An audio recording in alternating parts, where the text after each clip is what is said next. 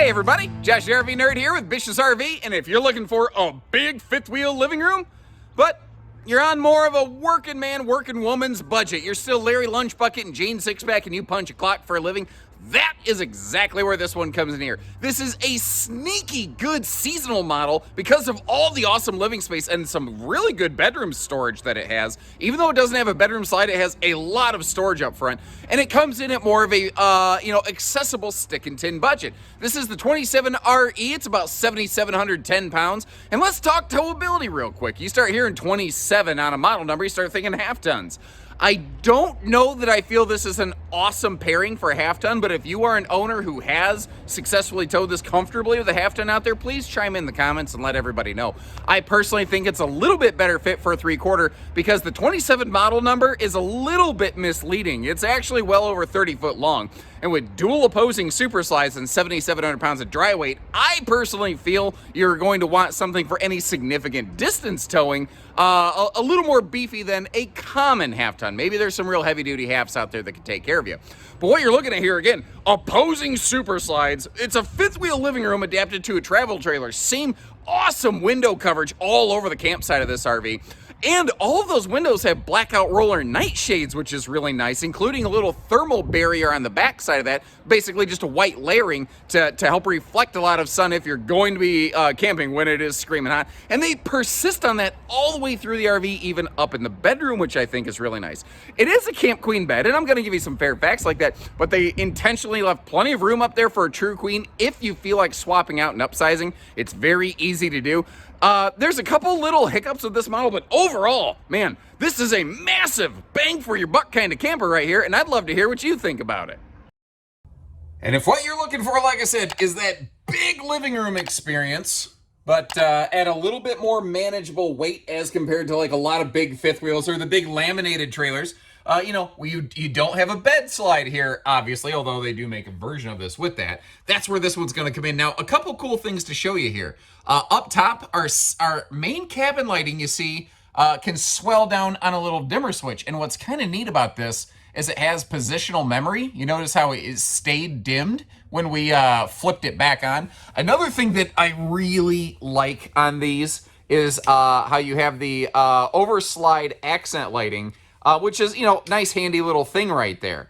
But what I like about this is it's not disco neon blue like most of the industry get. Like, nobody said, what would really look awesome in this RV? I wish I could just slather this thing in Jedi lightsaber lighting. But it's like that's where the industry went for no discernible reason, effectively. Now, up here, I want to just acknowledge something. Let's get this out of the way so we can focus in on all the good stuff.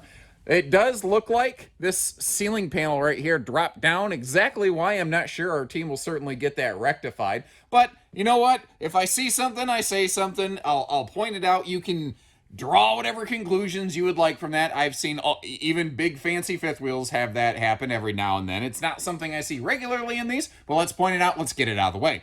Over here, we've got our centralized air conditioner. You can get this with a larger 15,000 BTU air. I believe this floor plan is one of the ones where you could go 50 amp service and second air if you are interested.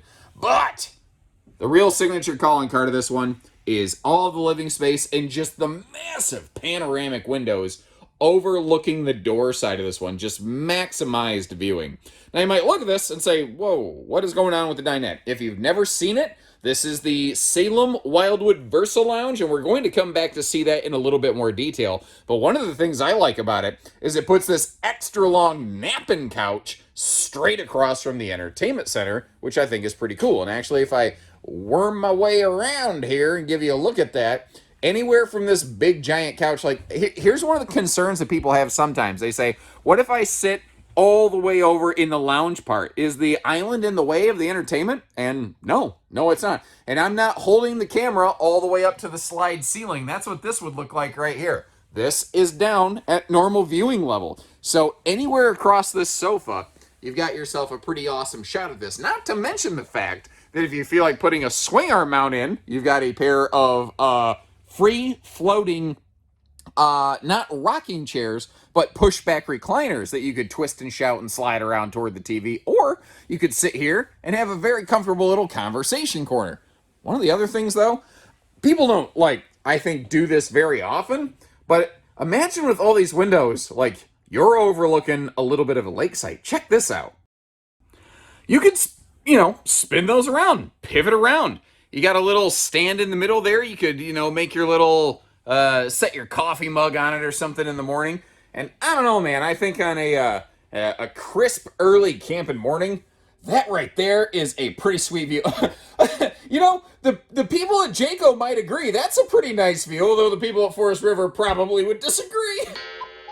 Now, on that note, I know for a fact there are some members of the Forest River group, some of which directly represent Salem and Wildwood, who watch these videos regularly. So if you have specific feedback you'd like to offer, chime in, let them know. Easy little thing to miss. I like the little household outlets over here in the wall. You don't tend to see those in this position on a laminated trailer very often, though, because it's very difficult to run wiring through a laminated wall. That's one of the benefits of a stick and tin build. It is far easier to wire these things and put outlets and lights exactly where you want them when you want them.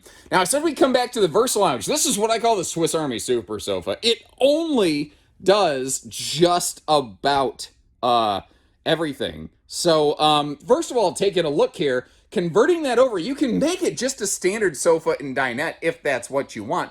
But it has these blackout roller shades all through the RV and just massive storage all the way under the sofa. Now, as long as we're talking about that, let's go ahead and crack open the rest of the kitchen storage like we're looking at the island there. And, there's a few different builders who make a floor plan like this. I really like how they've executed this one by giving us the, what I'm going to say is a very traditional kitchen. We have good counter space. We have that 12-volt DC compressor fridge over there, which is 10.7 cubic foot in capacity. You can swaption to a gas electric 2.8. It is smaller, but if you're looking for off-grid functionality, you can do that. But like the full pantry built right in. What I like about this, the pantry, I think, helps define, like, here's the kitchen versus here's the entertainment center. Here's the living room. It acts like a visual barrier, even though you're not consciously, I think, really referencing that.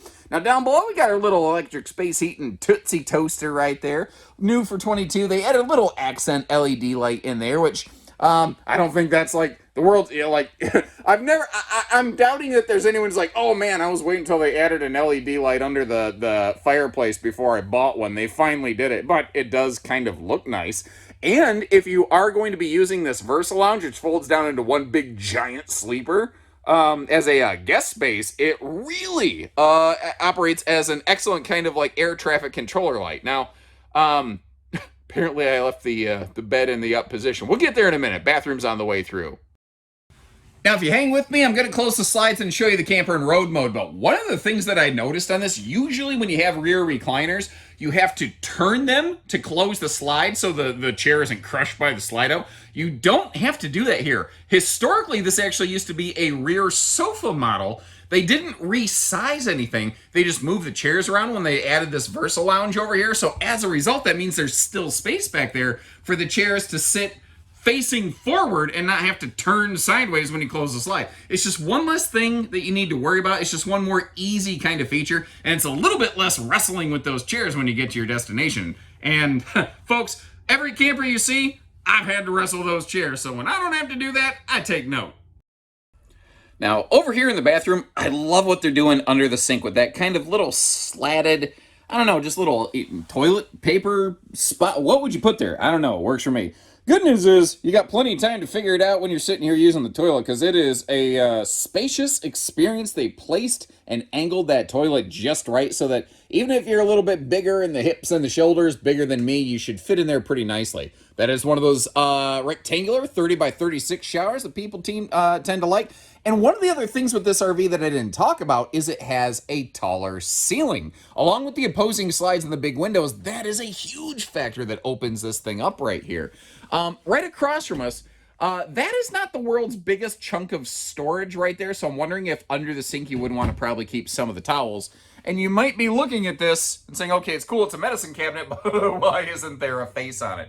And the short answer is, there actually is. We actually robbed Peter to pay Paul. That's the mirror for that medicine cabinet on the right side. Here's what's going on. I totally get that this doesn't look pretty, and in a perfect world, this probably isn't how I would choose to show this RV either. But what's happening here is we had a previous customer who's the thing that goes behind the mirror that secures the mirror to the medicine cabinet hinge over here. Something was wrong with it. I don't know what was wrong, and the replacement time on that was going to be like kind of absurd, and we didn't want them to miss out on potential camping time. So we robbed Peter to pay Paul, so we'll get this replaced in the meantime so that a customer can enjoy their trip. And, you know, we'll deal with it in the meantime. That's what happened here. And personally, I think this bedroom is absolutely, it's got the awesome sauce, that's for sure. Now, this is a Camp Queen bed, and I get a lot of people like, really, dude, you're going to get all up in the air over a Camp Queen bed? Yes, I get it that that's probably, for a lot of people, not the most desirable quality. But when I talk about how some campers have the ability to put in a true queen bed, usually they're lucky to have half that amount of space at the foot of the bed. This is something that opens up to a tremendous degree, even if you put a true queen in here. It's a bedroom that you can actually get dressed in. If you've never camped, you don't realize how common of a problem that is. There are so many RVs where you literally have to like take your clothes and go to the bathroom if you want to get dressed, or you have to go in the living room and close all the windows, which on a floor plan like this with a million billion jillion windows is not an ideal proposition. This one, you can actually stand in here and get dressed in privacy. Now, notice a little CPAP open pocket side storage space there with the household outlets just inside the wardrobe, but obviously we still have USB plugs on both sides of the bed as well. Now, they've done some very interesting things with storage, and it actually starts right over here with something very few RVs have a factory allowance for, and that is a place to put your dirty butt clothes from yesterdays. At least that's what I call it every time my daughter fails to use her clothes hamper, which is literally located in her own personal private bathroom. The kid can't reach literally behind her just to drop the clothes in the clothes hamper. She just leaves them on the floor every day. We go up, brush her teeth, we tuck her in, we watch a couple funny cat or dog videos off the internet, and I had to tell her to pick up her dirty butt clothes off the floor. But this is what I was saying. It gives us the big space of like a closet in a private bedroom. It's not as large as a full front closet with an east-west sliding bedroom, of course. But at the same time, you're nowhere near the length, weight, and cost of something like that either. A lot of people say, why didn't they just put the bed in the slide? Well, it adds extra length and extra cost when you do that, and extra weight. This is circumventing all those problems by basically creating a dresser space below that easy lift-up bed. And we're going to see this storage pocket out here from the outside again. And I'm going to mention how you can access that storage from the inside. That's what I'm talking about right there. But giving us a place to keep yesterday's clothes out of the way. Giving us shoe organizers, spaces for Crocs, socks, and undies, basically, and the extra hanging closet in addition to the two normal wardrobes and the full overhead storage. This is a phenomenal bedroom. But this floor plan does have one significant Achilles heel. And it's not the storage, it's not the living space, it's the road mode travel functionality. This is a floor plan that is absolutely best used at a destination. You can get to the bedroom and the bathroom. I call that nap and crap-tastic, but she is not snack-tastic with access to the kitchen whatsoever when the slide closes, because as you see, unless you are Ant-Man using the Dr. Pym particles, you're not going to slide through there. Now, that being said, there is potentially an idea that I have for you here. And I'm not saying this is it's going to work in every single case. But if you're doing an overnight stayover, a lot of times there's more empty open parking space as compared to the day. Well, this does use those MORryde fold down stable steps. And when those things are folding down, they fold down and they stick out further than the door side super slide. So if you do want to stop and get access to something like the refrigerator in transit, if you open just the door side slide, I don't know if this is going to work. Yeah, this isn't really working. Let me try to shade this. There we go. If you open just the door side slide, you see how there's nothing blocking the refrigerator? It's wide open. The island doesn't block it off at all. Well, if you have the space to do it, then you can stop and you can sit down. You can enjoy the full use of the dinette. You can enjoy the fridge and everything. And again, I'm not saying that's a perfect solution. I am saying that for some people making a overnight stayover on the way to a long-term destination, that might be just enough to get you through that travel run. By the way, if you're a little newer with us here, if you like seeing things like showing these things in road mode, closing slides, it takes a lot of extra time to put all that together. Hit that subscribe button. We do this on every video I possibly can, unless it doesn't have a slide for some reason. Then I obviously don't mess with the slide buttons. And if you're a returning viewer, appreciate having you back. Hit that like button to help spread the message here on this one. And let's get back here. Now, I kind of just felt like doing something a little different today. So I thought I'd start at the back of the camper, work our way around to the front. How about that? We got that giant panoramic window here. This is such a window-focused floor plan. It just kind of felt right to me. And I love the light and the views that gives us. It does come with a bit of a yes, but kind of quality, though. Because of that giant window, there is nowhere in this rear wall for them to put ladder prep, which is normally found on Wildwood models. So this is one of the few Wildwoods which is just they don't offer a factory ladder, and this one is not really suited to adding one after the fact. But that is that extra under the skin, beyond the surface information that I want to be able to provide for you, so you know exactly what you're getting for your hard-earned dollar. Now we're looking at the optional power corner jacks here that are available on all of the Big Brother Wildwoods that we're looking at, and the X-Lite series. This is interesting to me because their build sheet indicates the power jacks include the strong arm stabilizer jacks, but unless they have painted them with invisible paint, I don't see them. And I don't think that's a miss. I just don't think the power jacks come with them, despite the way the build sheet indicates that. The manual jacks do come with strong arm stabilizer jacks. That being said, these power jacks, you can kind of see, do have a bit of a cross member there to help provide some stability when the jacks are down. That's probably why they're called stabilizer jacks. You got to get up at about the crack of noon to get one past old Uncle Josh, everybody. Yes, sir. Yes, ma'am. Now, once again, looking over here, this is something that actually really surprised me. Like, I love all the windows over on the campsite of this, but the fact that over here on the door side of the RV, on the face of the slide, they included the awning right there, I think is a really awesome quality.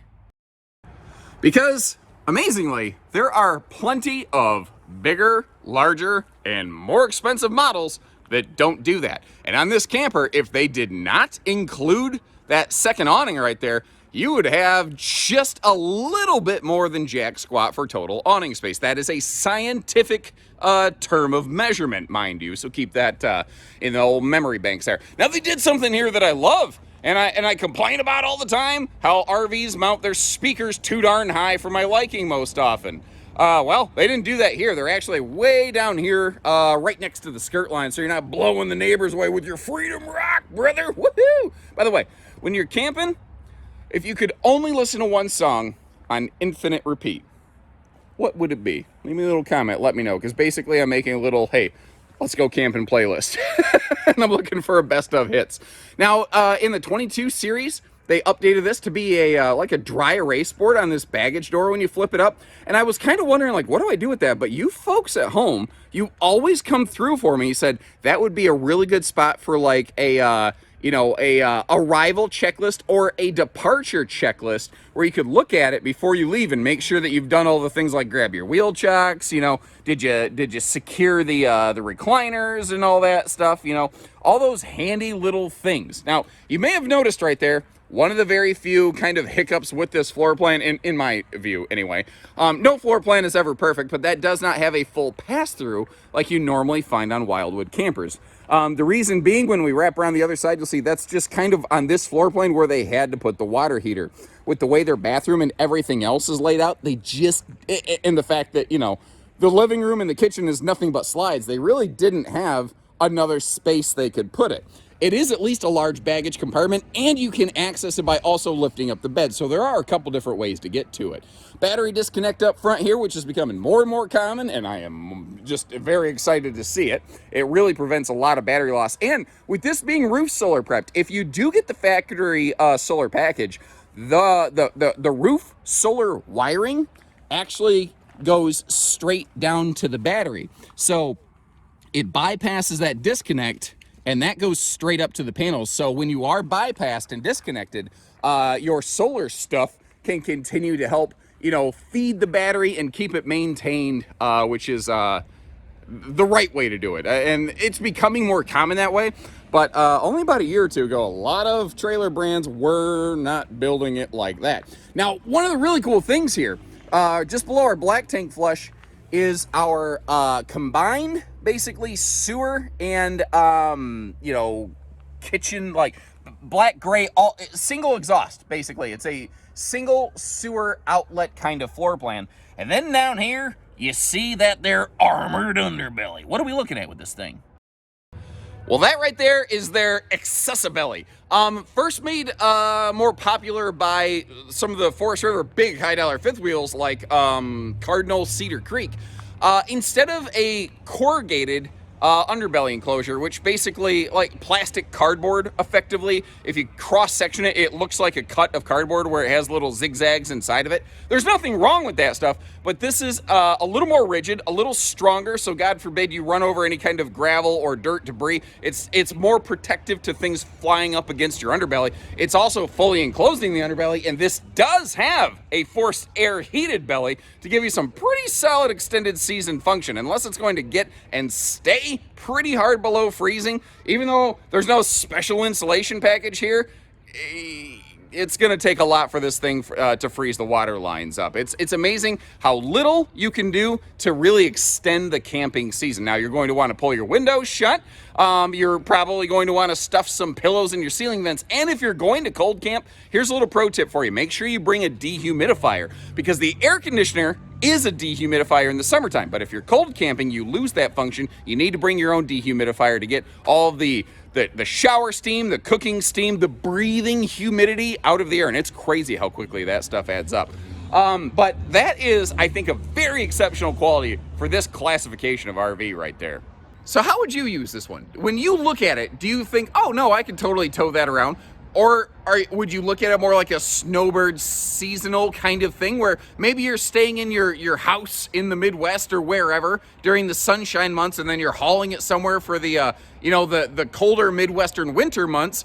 Would you just keep it in a seasonal park site? Like, how would you use this thing? You know, I could see it being used a couple different ways. I'd be kind of curious to know what you folks think. If you'd like to see where we have one of these in stock, either in the Salem or Wildwood variety, check the link in the video description. I will also leave you a couple links to some similar things. Cherokee makes a very similar model like this, but if you are looking for that laminated fiberglass, more upscale look and feel, we've got plenty of options there as well. So whatever you're looking for, chances are, if it's on wheels here, we've got it at Bish's RV. So take care, stay safe, have fun, and happy camping, everyone.